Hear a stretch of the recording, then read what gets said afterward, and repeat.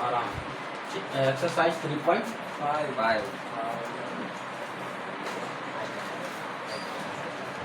चलो देखो, इस सबसे पहले मैं कुछ चीजें समझा रहा हूँ, देखो। जैसे रेखिक समीकरण चैप्टर का नाम था दो चरों में रेखिक समीकरण, तो उसका जो व्यापक रूप होता है पहले वो देखो, ax plus B Y plus C बराबर डी।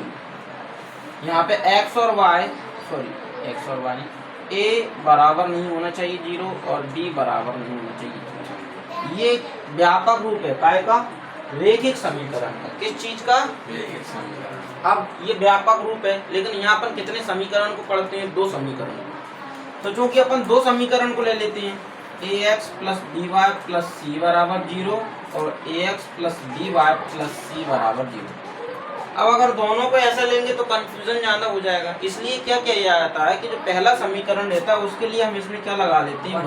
a1 b1 c1, और दूसरे वाले समीकरण के लिए हम इसमें 2 लगा लेते हैं। तो ये रिप्रेजेंट करता है कि ये 1 वाला जो है वो पहले वाले समीकरण के लिए तुलना करेगा, और जो सेकंड वाला लिखा हुआ है ये दूसरे वाले समीकरण के लिए। ठीक है। अब कंडीशन देखो कि आपसे अगर पूछा जाए कि दो चरों वाले रेखिक समीकरण का व्यापक रूप लिखिए, तो आप ये लिख दें ax plus B Y plus C बराबर 0, जहाँ a बराबर नहीं है 0 और b बराबर नहीं है 0। अच्छा, ये क्यों लिखा है? ये इसलिए लिखा है कि अगर मान के चलो आप a की वैल्यू 0 कर देते हो तो ये पूरा क्या हो जाएगा? 0। और 0 का होने का मतलब ये रहेगा ही नहीं। तो क्या ये दो चरों में बचा है? नहीं। चर से मतलब, चर राशि से मतलब एक्स वाई जेड से। तो जब इसमें से ये पूरा टर्म ही हट जाएगा, ये पद हट जाएगा, तो यहाँ केवल y बचेगा। तो चर राशि कितनी बचेगी? केवल एक ही बचेगी। जबकि समीकरण कितनी चर राशि में होना चाहिए? दो चर राशि में होना चाहिए। तो ये तो व्यापक समीकरण है, इसको दिमाग में रखना, और इन समीकरण से अपन तुलना करनी है। तो ये दो समीकरणों के लिए अपन इस तरीके से इसको लिख लेते हैं। अब कुछ अच्छी इंपॉर्टेंट चीजें हैं जहाँ से आपकी त्रुटियां भी बन जाती हैं और सवाल भी बनते हैं। तो पहले ओटियों को क्लियर कर लें, जरूरी है। देखो कि समीकरण की जब तुलना करेंगे तो कुछ कंडीशंस बनेंगी, जिसमें से पहली कंडीशन आपकी हो सकती है कि a1/a2 बराबर नहीं है b1/b2। दूसरी आपकी कंडीशन हो सकती है कि a1/a2 बराबर हो जाए b1/b2, लेकिन बराबर ना हो c1/c2। और थर्ड कंडीशन आ जाए कि a1/a2 बराबर b1/b2 बराबर c1/c2 बराबर कोई बात नहीं। तो ये तीन कंडीशन बनती है उन इक्वेशन को जब अपन कंपेयर करके देखते हैं। ठीक है। अब इन कंडीशन में क्या होता है, इसके हल किस तरह के होते हैं, मतलब सॉल्यूशन। तो इस स्थिति में जो हल होंगे, जब आपका a1/a2 is not equal to b1/b2, तो समीकरण का एक अद्वितीय हल होगा। अद्वितीय हल मतलब यूनिक सॉल्यूशन। तो क्या होगा? एक अद्वितीय हल होगा। मतलब x का भी एक आंसर निकलना है और y का भी एक आंसर निकलेगा ही। अद्वितीय मतलब होता है यूनिक, मतलब अब हर इंसान अपने आप में क्या होता है? यूनिक। मतलब जो खूबी इसमें है वो तुम में नहीं, जो तुम में है वो किसी और में नहीं। तो ये यूनिकनेस को दर्शा देता है। मतलब कि जब आप इसको सॉल्व करोगे और ये कंडीशन अप्लाई होती है, तो मतलब x का भी एक पर्टिकुलर आंसर आएगा और y का भी एक वैल्यू आनी है। तो मतलब ये यूनिकनेस दर्शा दी कि तुम्हारी कुछ ना कुछ औकात तो भाई है। अगली बात समझ। दूसरे पे आते हैं, अगर ऐसी कंडीशन होती है तो ऐसी स्थिति में कोई भी हल नहीं होता। क्या नहीं होता? कोई भी हल नहीं होता। क्यों नहीं होता? ना x बचता ना y बचता, कुछ बचते ही नहीं, इसलिए कोई हल ही नहीं होता। मतलब सवाल सॉल्व भी नहीं होता। ऐसी स्थिति जब आती है तो ऐसी स्थिति में क्या होती है कि अनंत अनेक हल होते हैं। अनंततः अनेक हल। ठीक है। अनंततः अनेक हल मतलब जितने चाहो उतने वैल्यू आप निकाल सकते हो। ठीक है ना। x का मान बदलते जाओ, y का मान बदलता जाए, जैसे कि अपन ने कई समीकरणों में देखा है, एक चर वाले रेखिक समीकरणों में जो कि देखा है।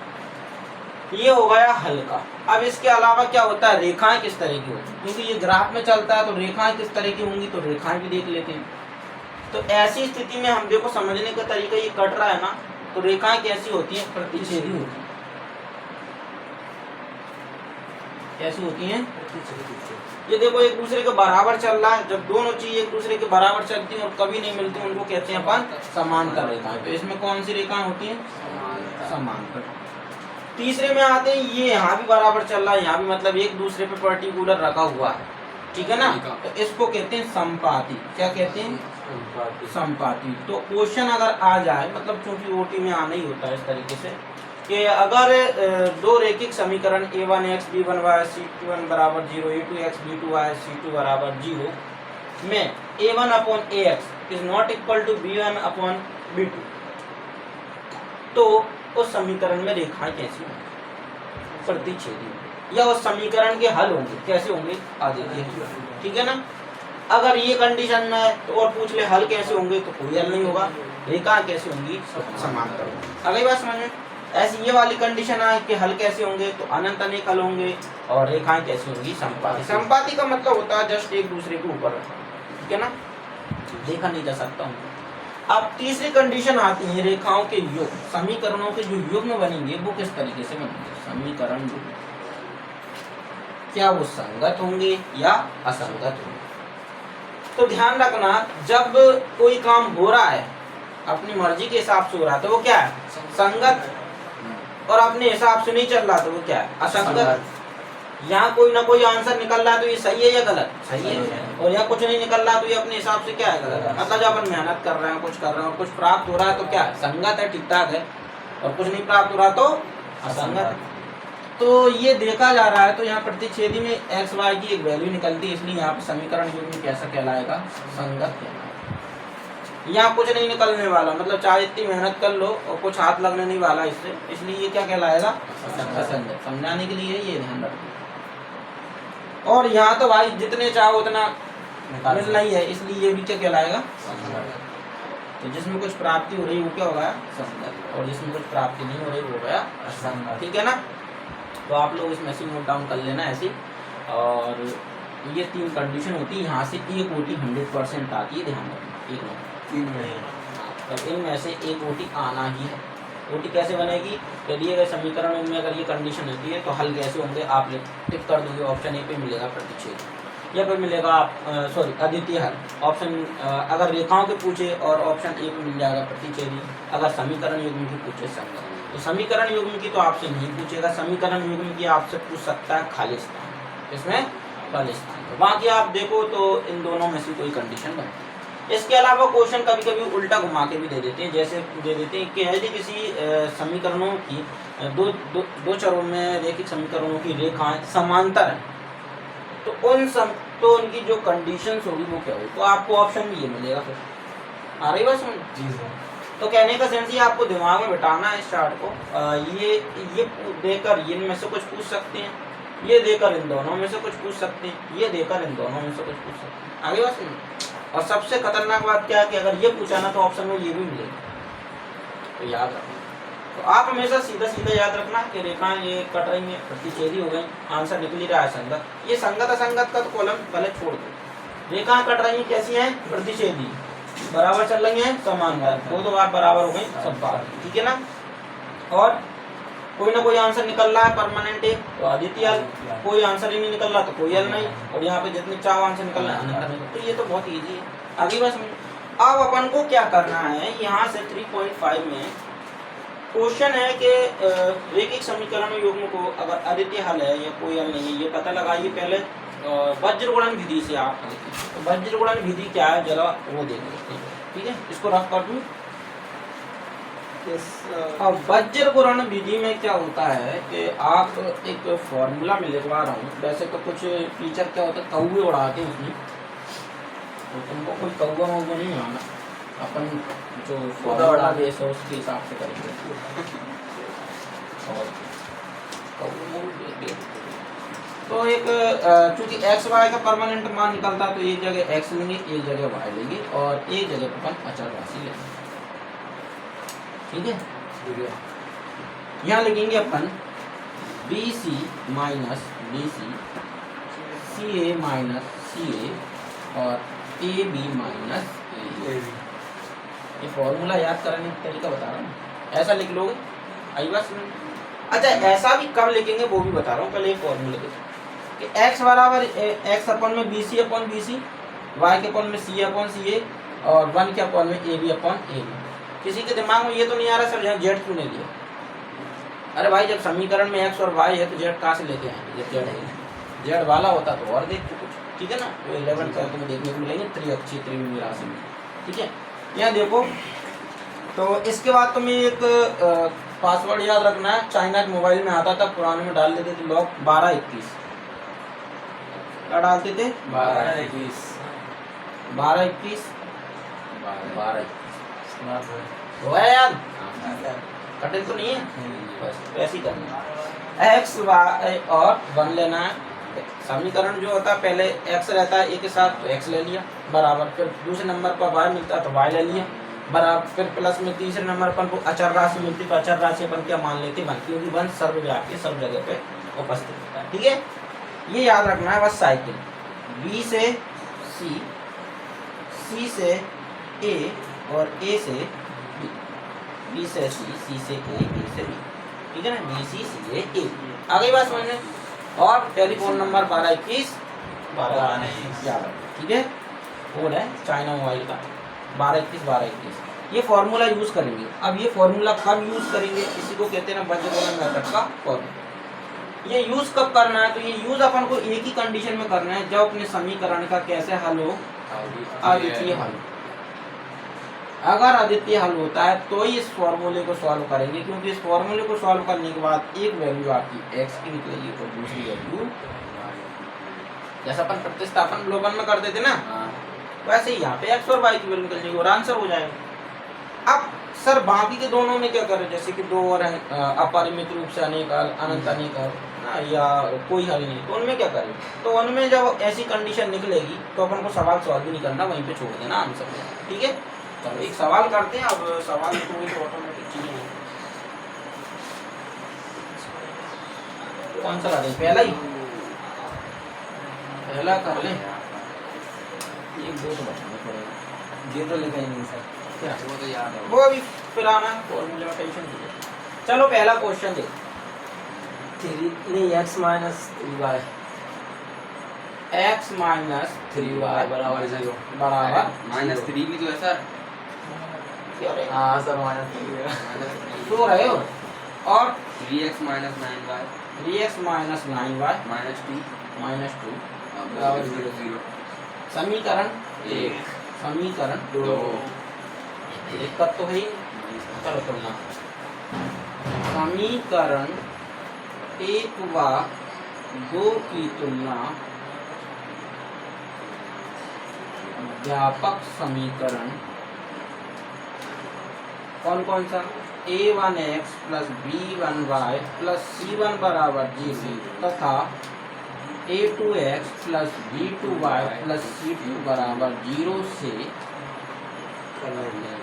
करने पर तुलना कर देते हैं। अब तुलना करी तो देखेंगे a1 की जगह पे आप इसको तुलना कर, यहाँ देखो x x है, a1 की जगह पे कुछ नहीं है, मतलब क्या है? 1 कौन? यहाँ देखो y y b1 की जगह पे 3 माइनस का 3 साइन को देते हैं, फिर कौन? c1 की जगह पे -3 हो गया। अब ऐसे देखो a2 की जगह पे क्या लिखा है? 3 b2 की जगह पे -9 c2 की जगह पे माइनस। ये तो अपन यहाँ तक होगा। अब यहाँ पर कंडीशन यहाँ a1 अपॉन a2 बराबर 1/3, b1 बटे b2 बराबर -3 बटे -9 काट दिया तो कितना आया? 1/3 और c1 बटे c2 बराबर -3 बटे -2, मतलब 3/2 ही बचा, चिन्ह कट दिया। तो तुम्हें दिख रहा है कुछ a1 बटे a2, b1 बटे b2, c1 बटे c2 में से कुछ बराबर है कुछ नहीं है? हाँ सर जी है ना सर। तो पहले इसमें देखना शुरू हो रहा है, क्योंकि सिर्फ a1 अपॉन a2 बराबर है 1/3 आ रहा है किसके? b1 बटे b2, लेकिन ये बराबर नहीं है किसके? c1 बटे c2। अब ये कंडीशन अपनी कहाँ लगती थी बताओ? कोई भी हल नहीं होता, ठीक है ना। इसीलिए दिए गए समीकरण युग्म का कोई भी हल नहीं होगा। बस आंसर यही कुछ होगा। आ गई बात समझ में? नोट कर लो फटाफट।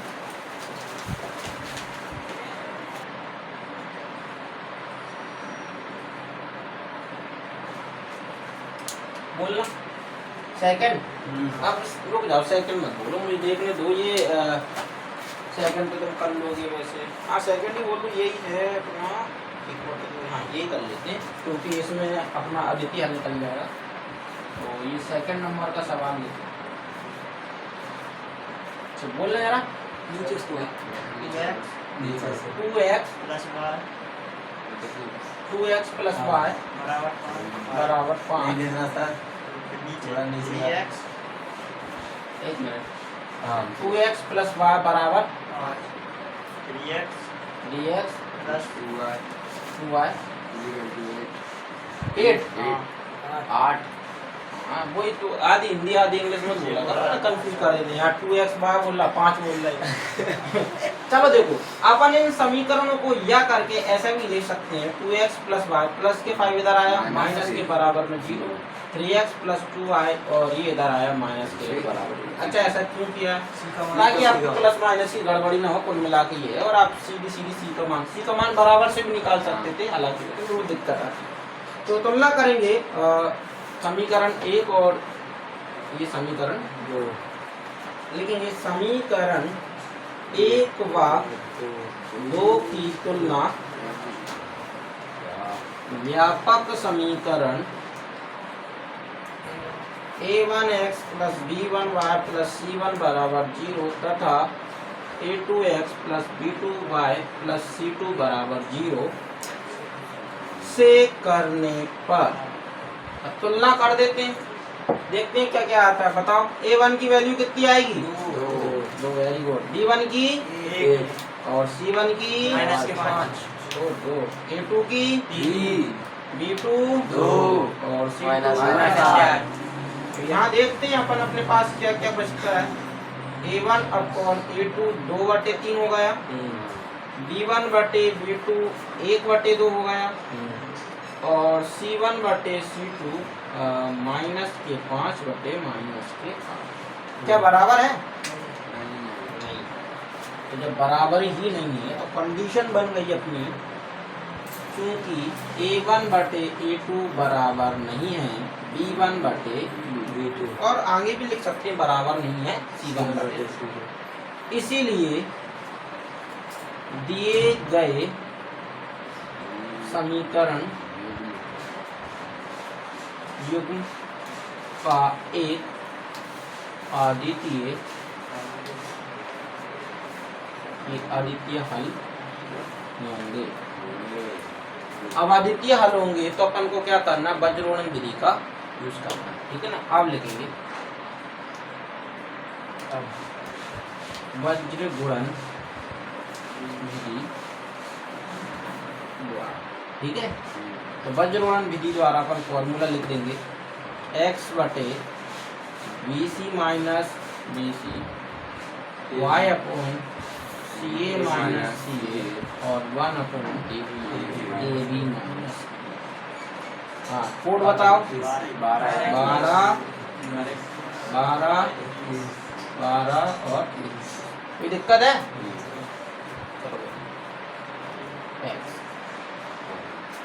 b1 की वैल्यू कितनी है? 1। c2 की माइनस के 8। b2 की 2। c1 की बराबर c1 की a2 की 3। c2 की माइनस a1 की 2।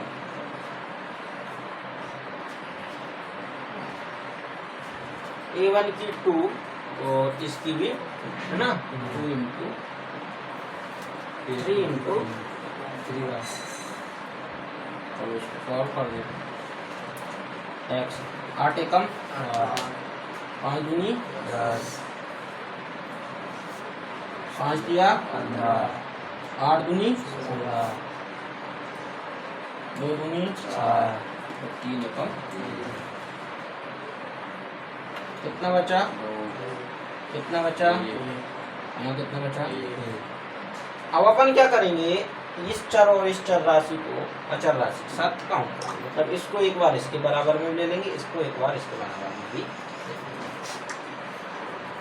तो यहाँ दिया अपन ने x/2 बराबर 1/1 और y/1 बराबर 1/1। क्रॉस मल्टीप्लाई किया तो x = 2 और y = 1। अतः x बराबर 2 और y बराबर 1 दिए गए समीकरण युग्म के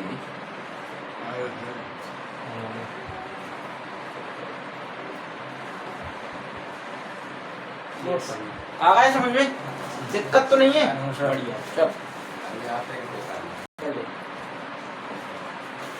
देखो अब ना ये जो अगला क्वेश्चन है आपका, ए और बी के किन मानों के लिए निम्नलिखित समीकरण के जो अपरिमित रूप से अनेक हल होंगे।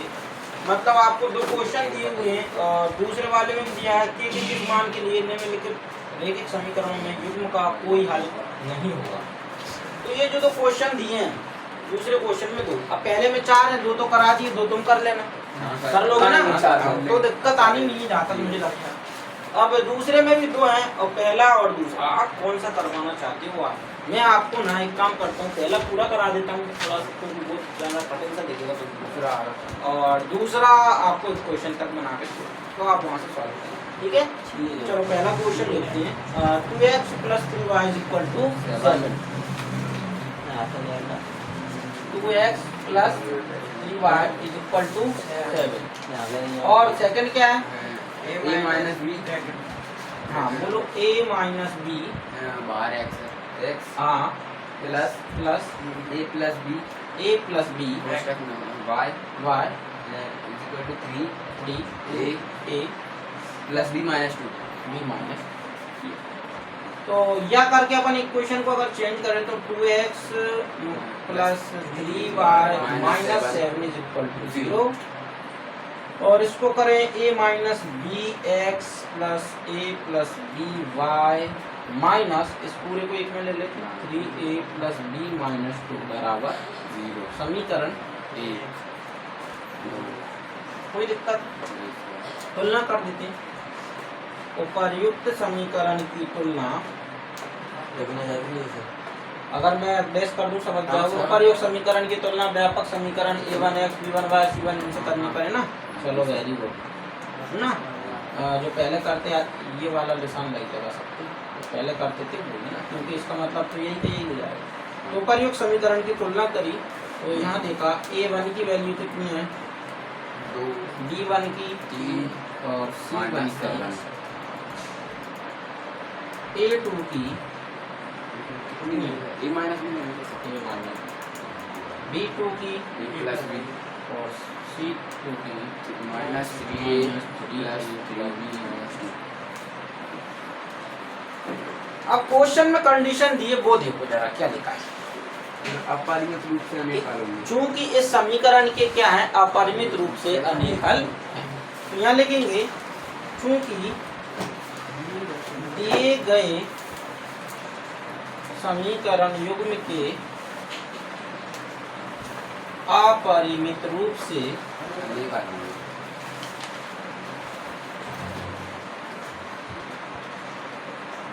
अनेक हल हैं, इसीलिए जब अनेक हल होते हैं तो कौन सी कंडीशन होती है वो देखो जरा। कंडीशन होती है a1/a2 b1/b2 और c1/c2 तीनों आपस में कैसे होते हैं इक्वल। ये कंडीशन है इसलिए ये ऐसा है। तो कंडीशन दी थी, ये सवाल बस थोड़ा सा अब बस अपन को क्या करना ये वैल्यू इसमें रखना। तो 2/a/2 b1/b2 में 3/a plus b और cy/c2 -7/- 3a plus B minus, ठीक है। हाँ ब्रैकेट में ले देते हैं, कट जाएगा माइनस में प्लस, है ना। अब अपन क्या करते हैं, इनको बराबर, इसको इसके बराबर में और इसको इसके बराबर में ले लो। तो किसी भी एक समीकरण को दोनों के बराबर में ले लो, चाहे तो इसको इन दोनों के बराबर में ले लो, चाहे इसको इन दोनों के बराबर में ले लो, चाहे इसको इन दोनों के बराबर में ले लो, ठीक है। एक को लेना है। किसी एक को, तो इसको इसके बराबर में भी कर देते हैं और इसको, तो 2/a माइनस बी बराबर 3/a प्लस बी, और कॉमा लगा दो, ये और लिख देते हैं, sorry 3/a plus B is equal to 7/3a plus B minus, क्योंकि माइनस माइनस तो सही होगा पहले, क्रॉस मल्टीप्लाई, इसका इधर इसका मल्टीप्लाई किया, 2a plus 2b 3a minus, है ना, और यहाँ किया 9a प्लस 3b माइनस 6 बराबर 7a प्लस के 7। कोई दिक्कत है? इस साइड ले आए तो ये साइड आएंगे तो 2a plus 2b minus 3a plus 3b बराबर 0, और ये हो जाएगा 9a plus 3b minus 6, minus की संख्या को उस साइड, ये अचर राशि को उस साइड दे देंगे, है ना, ये हो जाएगा 6। इसको सॉल्व किया तो 3a में से ये गए तो माइनस का a और 3 और 2 5 बराबर, इसको सॉल्व किया 9 में से क्या 2a, और ये यहाँ पे कितना बचेगा, माइनस के 4b बराबर में, है ना, माइनस a प्लस के 5b बराबर 0, और 2 का भाग जा रहा देखो, हाँ तो यहाँ a बचेगा, यहाँ 2b बचेगा, और यहाँ 3 बचेगा। समीकरण एक और तो बनाए थे, ये समीकरण आपका 3 है और ये समीकरण आपका 4 है। ठीक है। हाँ, ठीक।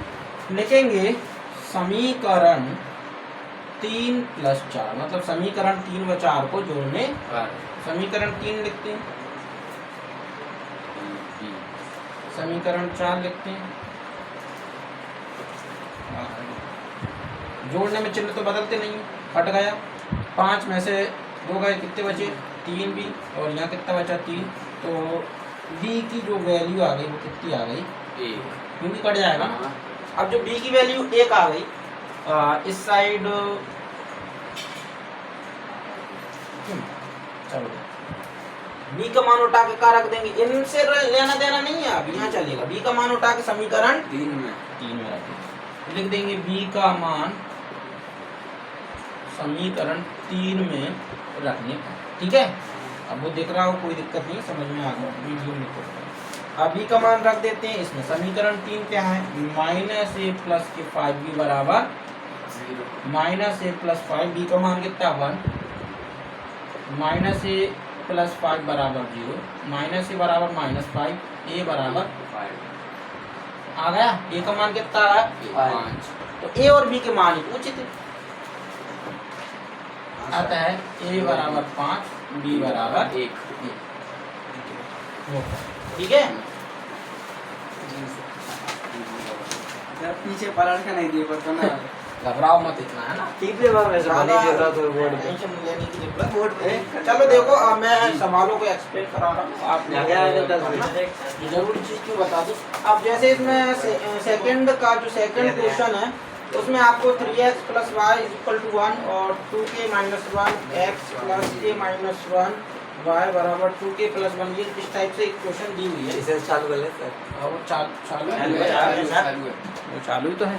देखो यहाँ इसमें वो इक्वेशन बनाओगे, इनको इस साइड लाओगे, इनको इस साइड लाओगे, माइनस को जाएंगे, समीकरण 1 बन जाएगा, समीकरण 2 बन जाएगा। व्यापक समीकरण से तुलना करोगे, आपकी वैल्यू हो जाएंगी a1 b1 c1 और a2 b2 और c2 आ जाएंगी। ये वीडियो आने के बाद अब इस क्वेश्चन में कंडीशन देखो क्या लिखा है, निम्न समीकरण रेख के युग्मों के कोई हल नहीं हो, ऐसा आपको मान फाइंड करना है। तो अपन जानते हैं कि a1 बटे a2 बराबर नहीं होता है b1 बटे b2 बराबर c1 बटे c2, यही कंडीशन में कोई हल नहीं होता। तो आप A1 की वैल्यू रखना, A2 की वैल्यू रखना, B1 की वैल्यू रखना, B2 की वैल्यू रखना, रख दोगे और बस इसको सॉल्व कर लेना। इस वाले पोर्शन में लेना ही बस, आपका आंसर निकल जाएगा काय का, के का आंसर आ जाएगा। सीधा सीधा सॉल्व करोगे ना, और कुछ नहीं करना इसमें। 3 इक्वेशन 4 कुछ नहीं करना आपका, सीधा सीधा सवाल कर लो, ठीक है ना।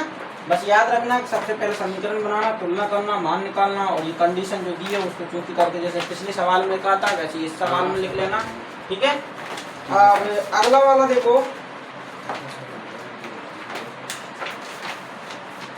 इस सवाल को प्रतिस्थापन एवं वज्रवण विधि से हल कीजिए, लिखा है। तो भाई अब ये सवाल आप कर लेना, मैं क्यों कर रहा हूँ। मैंने प्रतिस्थापन आपको बताई थी दोनों विधि से करना ही है और क्या। तो प्रतिस्थापन बताई थी, वज्रवण बता दिया, आप दोनों विधि। अब इसमें 4th क्वेश्चन आता है जो कि थ्योरेटिकल क्वेश्चन है, वर्ड प्रॉब्लम। अब क्वेश्चन में लिखा है कि निम्न समस्या में रैखिक समीकरण के युग्म बनाइए और उनके यदि उनका अस्तित्व हो किसी भी बीजगणितीय विधि से हल कर लीजिए। क्या लिखा है, किसी भी बीजगणितीय विधि से हल, मतलब कहीं नहीं लिखा कि वज्रवण विधि से हल कीजिए, विलोपन से हल कीजिए या प्रतिस्थापन। भाई जो विधि अच्छी लगे उससे कर लीजिए। हाँ तुम्हारी इच्छा। अब चलो अपन इसको समझने की कोशिश करते हैं। जैसे पहला क्वेश्चन है कि एक छात्रावास के मासिक व्यय का एक भाग नियत है तथा शेष इस बात पर निर्भर करता है कि छात्र ने कितने दिन भोजन किया। जब एक विद्यार्थी A को 20 दिन भोजन करता है 1000 छात्रावास के व्यय के लिए अदा करने पड़ती है, जबकि एक विद्यार्थी B जो 26 दिन भोजन करता है छात्रावास के लिए 1180 अदा करना पड़ता है। नियत व्यय और प्रतिदिन भोजन का मूल्य ज्ञात कीजिए। तो लिखेंगे माना कि नियत व्यय X रुपए तथा 30 रुपये दे दूंगे सर प्रतिदिन व्यय। इसका मतलब दिमाग लगा बेटा है ना, घुटने दर्द करेंगे। प्रतिदिन व्यय प्रतिदिन के भोजन का मूल्य 12 रुपये। ठीक है, राइटिंग इसी गंदी संधि लिख रहा हूँ। चलो कंडीशन पे आते हैं, फर्स्ट केस पे आते हैं। ये नियत भाग है तो x, ठीक है, और कितने दिन भोजन किया था 20 दिन, तो 20 बाय टोटल मिला के कितना दे दिया 1000। समीकरण नंबर सेकंड केस पे आता। अच्छा इन केस की जगह आप प्रश्नानुसार भी लिख सकते हो, कोई जरूरी नहीं है आप फर्स्ट केस सेकंड केस करते। जबकि एक विद्यार्थी भी था, उसने एक निश्चित भाड़ा तो दे दिया और 26 दिन भोजन कर लिया, टोटल कितने दे दी 1180। समीकरण नंबर 2 समीकरण बन गए, प्रतिस्थापन, विलोपन, वज्रगुणन, अलाना फलाना, जो विधि अच्छी लगे उससे कर लेना। दूसरा क्वेश्चन, ये पहला था 4th का, अब दूसरा। एक भिन्न 1/3 हो जाती जब उसके अंश में 1 घटा जाए और वह 1/4 हो जाती जब उसके हर में 8 जोड़ दिया जाए। वह भिन्न ज्ञात कीजिए। तो मान लेंगे वह भिन्न, क्या मान लेंगे, माना कि वह भिन्न x बटे y, जिसका अंश x बराबर y। फर्स्ट केस में क्या आएगा, फर्स्ट केस में कह रहा है कि अंश से 1 घटाया जाए, तो अंश से 1 घटा दिया, हर में कुछ नहीं किया, तो वह 1/3 हो जाती है। क्वेश्चन को सॉल्व किया, 3x - 3 बराबर y, 3x - y बराबर 3। क्वेश्चन बन गई। यहीं पे देख लेते हैं सेकंड केस इसका। हर में 8 जोड़ दिए, 1/4 हो जाएगी अगर हर में 8 जोड़, मतलब अंश से कुछ नहीं करना, हर में कितना जोड़ देना 8, 1/4 हो जाएगी। क्रॉस मल्टीप्लाई किया 4x y + 8, तो 4x - y = 8। समीकरण नंबर। प्रतिस्थापन, विलोपन, जो विधि अच्छी लगे उससे कर लेना, ठीक है ना। अब आता है तीसरा क्वेश्चन, यस वाला। चलो इनको नोट करो, फिर पेपर में आया, पेपर में हाँ बताएंगे, लास्ट में सब बता। चलो अब अगला क्वेश्चन देखो। लिखा है कि यस ने एक टेस्ट में 40 अंक अर्जित किए जब उसे प्रत्येक सही उत्तर पर 3 अंक मिले तथा अशुद्ध उत्तर पर 1 अंक कटौती हुई। यदि उसे सही उत्तर पर 4 अंक मिलते हैं और अशुद्ध उत्तर पर 2 अंक कटते हैं तो 50 अंक मिलते हैं। तो टेस्ट में कितने प्रश्न थे, तो अपन यहाँ लिखेंगे माना कि सही प्रश्नों की संख्या प्रश्न तो सारे सही होते, उत्तर गलत है। माना कि यश ने x सही उत्तर,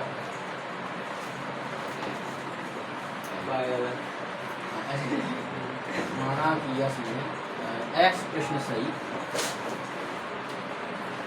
तथा y प्रश्न गलत की,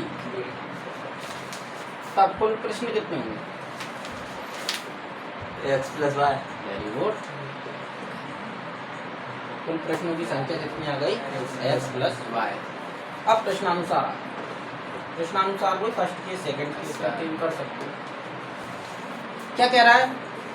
एक टेस्ट में 40। हाँ, 40 अंक उसको प्राप्त होते हैं यदि जब सही प्रश्न पर उसको 3 अंक मिलते हैं, अशुद्ध पर 1 कट जाता है।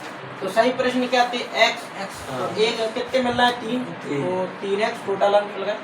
अब कट भी रहे हैं, तो गलत प्रश्न था y, कितने कट रहा है? 1, तो y, ठीक है, बराबर में कितने हैं? 40। समीकरण नंबर 1। और दूसरी कंडीशन में क्या कह रहा है कि 4 मिल रहे हैं एक सही उत्तर की, और 2 कट रहे हैं गलत उत्तर के। 50 टोटल मिल गया 50। इसको हम सॉल्व कर देते हैं, हो जाएगा 2x और 2 का भाग दे दिया y, और यहाँ गया 25। समीकरण नंबर 2। देखो y सेम है ना, हाँ। जोड़ घटा देना, y से y कट जाएगा, सॉल्व कर लेना, आंसर आ जाएगा x का y का। लास्ट में जब x y को माना जाए, अतः कुल प्रश्नों की संख्या x प्लस y कर देना, जो x और y को मान लिए उनको जोड़ देना। कोई दिक्कत है? चलो इसको नोट कर लो, फिर मिटा के अभी अगला क्वेश्चन करना। ये कौन सा था? तीसरा। चौथा और करवाना भी, जल्दी जल्दी। पांचवा। दिमाग खराब करने वाला क्वेश्चन है ये, मतलब अरे हाँ, कटवाना तो सीखेंगे, कटवाएंगे। राहुल सर तो बोलते थे हम कटवा, आओ बेटा आओ कटवा देंगे। छोड़ने वाले क्वेश्चन छोड़ देते हैं, ऐसा कुछ नहीं है कि फालतू का टाइम बर्बाद नहीं करते। ऐसे क्वेश्चन होते हैं जिनके बिल्कुल चांस ही नहीं होती। तो क्वेश्चन में कुछ दिया है कि ए और बी 2 रेलगाड़ियां हैं जो एक दूसरे से 100 किलोमीटर की दूरी पर है, और एक कार ए से तथा दूसरी कार बी से चलना प्रारंभ करती है। यदि कार भिन्न चालों से एक ही दिशा में चलती है तो 5 घंटे में मिल रहा है, और यदि विपरीत दिशा में चलती है तो 1 घंटे पश्चात मिलती है। तो दोनों कारों की चाल ज्ञात की। तो मान लेते हैं, माना कि कार ए की चाल x किलोमीटर प्रति घंटा है तथा कार बी की चाल y किलोमीटर प्रति घंटा है। ये अपन ने, ठीक है ना। अब कुल दूरी की बात करें तो दूरी आपको देखो, दूरी आपको दी है 100 किलोमीटर। दूरी कितनी दी है? 100 किलोमीटर। ये कार ए है और ये कार बी है। ये यहाँ से जब ये इधर चलती है और ये इधर चलती है, इन दोनों के बीच की डिस्टेंस कितनी है? 100 किलोमीटर। तो आप एक बात बताओ, जब आप एक ही दिशा में जा रहे हो, मतलब एक कार ये चला रहा है और एक कार तू पीछे चला रहा है, और तूने सोच लिया कि इसको आज उड़ाना है, तो ये इसकी स्पीड ज़्यादा है और तेरी स्पीड भी ज़्यादा है, दोनों की ज़्यादा ये स्पीड थी, तभी तो मज़ा आएगा गाड़ी को उड़ाने में। हाँ, ट्रक लगा देते हैं पीछे, तो ये चल रहा है और ये चल रहा है, तो इन दोनों की चालें एक दूसरे से घटेंगी या जुड़ेंगी? तो घटेंगी। क्यों घटेंगी? क्योंकि दोनों, हो सकता है कि इसकी स्पीड ज़्यादा हो रही है, उसकी कम हो रही, हो सकता है इसकी ज़्यादा इसकी कम हो रही। क्यों? क्योंकि एक ही दिशा में जा रहे हैं। सबसे बड़ी बात है इनका डायरेक्शन क्या है? एक। तो जब डायरेक्शन एक ही दिशा में होता है तो उनकी जो स्पीड होती है वो आपस में घटती है, तो सापेक्षिक जो चाल निकलती है वो आपस में क्या हो जाती है? घटती है। तो लिखेंगे, जब दोनों कारें एक ही दिशा में चलें तब सापेक्षिक चाल जो होगी वो x माइनस y किलोमीटर प्रति घंटा। ठीक है। अब चूंकि देखो दूरी आपको तो वो दी है, दूरी समय वही रहेगी। एक फॉर्मूला होता है, चूंकि चाल बराबर दूरी बटे समय, तो समय बराबर दूरी बटे चाल होता है। तो दूरी कितनी है? दूरी है भाई 100 किलोमीटर। चाल कितनी है? x माइनस y बराबर में समय कितना है? जब एक ही दिशा में चल रही थी तो उनको 5 घंटे लग रहे थे। तो ये अपन ने बराबर में क्या दिया, सॉल्व किया तो ये 100 बटे में 5 कर देते हैं, एक्स माइनस वाई डाल लिया तो काट देते हैं, टोटल कितना आ रहा है 20, तो 20 बराबर एक्स माइनस, तो एक्स माइनस वाई बराबर कितना बन गया, समीकरण नंबर 1। अब दूसरी कंडीशन में आती है, पुनः जब दोनों कारें कैसी दिशा में, विपरीत दिशा में चल, अब को सोचो कि वही कार सामने से आ रही हो और तुम इधर से जा रहे हो, तो दोनों जल्दी मिलोगी कि लेट मिलोगी, जल्दी एकदम धड़ाम से बढ़ोगी है ना, तो दोनों जल्दी मिल जाओगे। ऐसी स्थिति में जो सापेक्षिक चाल होगी वो कैसी होगी, सापेक्षिक चाल x प्लस वाई किलोमीटर पर, ठीक है, किलोमीटर प्रति। जब विपरीत एक ही दिशा में चल रहे हैं तो क्या x माइनस वाई चाल घट जाएंगे, और जब विपरीत दिशा में आ रहे हैं तो चालें जुड़ जाएंगी, क्योंकि जल्दी मिलेंगे ना। अभी ऐसे चल रहा है, ये भग रहा है, ये भग रहा है, तो चालें क्या होंगी, घटेंगी। पकड़ने का वो गेम आता ना सबवे वाला, वो ट्रेन की पटरी पे दौड़ता रहता है, तो पीछे से वो चलता रहता है, इधर इसकी चाल चलती रहती है, उधर पीछे वो मोटा सा गेंडा सा दौड़ता रहता है, कुत्ते को लेके शायद ना, तो पकड़ ही नहीं पाता जब तक वो भिड़ नहीं जाता कहीं पे, तो भिड़ने की संभावना तो कम होगी क्योंकि गाड़ी चला रहा है ड्राइवर। लेकिन जब दोनों सामने आएंगे तो भिड़ने की संभावना ज़्यादा, तो भिड़ने की संभावना ही ज़्यादा, तो और दूरी आपकी उतनी ही रहेगी। फिर से अपन ये फॉर्मूला लगाएंगे, कौन सा, दूरी बटे चाल बराबर समय। अब बताओ, जब वो एक विपरीत दिशा में आ रहे थे तो उनको मिलने में कितना समय लग रहा था, 1 घंटा लग रहा था, 1 घंटा लगा था, 1 घंटा। अच्छा, कहाँ दिमाग है, सोचो मत, ज्यादा दिक्कत हो जाएगी, अभी से सोचोगे बेटा, सोचने वाली एज भी आएगी तुम्हारी, टेंशन मत लो, घर में डले डले सोचते ही रहोगे। समीकरण 1, समीकरण 1 और 2 को जोड़ देना, y कट जाएगा, x का मान निकल जाएगा, कितना 60 आ जाएगा, x का मान 60 उठा के यहाँ रख देना, किसी में भी, तो y का मान आ जाएगा 40, ठीक है ना। अतः x कार A की स्पीड x बराबर 60 किलोमीटर प्रति घंटा और कार B की स्पीड y बराबर 40 किलोमीटर प्रति घंटा है। सर किसी विधि से करें आंसर एक ही में आएगा। हाँ हाँ, लास्ट ही तो है, मतलब इस एक्सरसाइज का लास्ट क्वेश्चन है, 5वां क्वेश्चन। देखो क्वेश्चन इस तरह से है कि आयत की लंबाई और चौड़ाई को मान लीजिए पहले, और कुछ इकाई कम ज़्यादा करने पर उनके क्षेत्रफल में जो परिवर्तन आता है उससे रिलेटेड क्वेश्चन है। तो सबसे पहले अपन आयत की लंबाई और चौड़ाई जो बीमा है वो मान लेते हैं। माना कि आयत की लंबाई x इकाई तथा चौड़ाई y इकाई, चौड़ाई y इकाई। अभी y इकाई इकाई में क्यों माना है? इकाई मतलब इकाई के अंक में होता है। नहीं, जब आप यूनिट, जब भी लंबाई चौड़ाई रहती है ना, वो यूनिट्स में ही होती है, जैसे या तो सेंटीमीटर में हो, किलोमीटर में हो, इनमें हो, लेकिन वो कुछ नहीं दिया होता तो इकाई लिखा जाता है। कंडीशन कुछ इस तरह से है, यदि उसकी लंबाई 5 कम कर दें और चौड़ाई 3 बढ़ा दें, तो सबसे पहले इसका क्षेत्रफल देख लेते हैं। तब आयत का क्षेत्रफल क्या हो जाएगा, आयत का क्षेत्रफल लंबाई इंटू चौड़ाई, मतलब x इंटू वाई, और इकाई से इकाई का गुणा होंगे तो क्या हो जाएगा, वर्ग इकाई। आ रहा समझ में, जब x गुणा x कर देते x स्क्वायर नहीं हो जाता, ऐसी वर्ग इकाई हो गया। समझ में नहीं आया, समझ गए, समझने पड़ेगा, नहीं आया तो प्रश्नानुसार आते हैं। फर्स्ट केस है, फर्स्ट केस में क्या लिखा है कि अगर लंबाई को कितना बढ़ा दें, 5 बढ़ा दें, कम 3 बढ़ा, कम कर दें सर। अच्छा, लंबाई को 5 कम कर दें और चौड़ाई को 3 बढ़ा दें, तो उनका जो क्षेत्रफल है मतलब एक्स वाई वो कितना हो जाता है, 9 वर्ग इकाई हो जाता है, कम हो जाता है।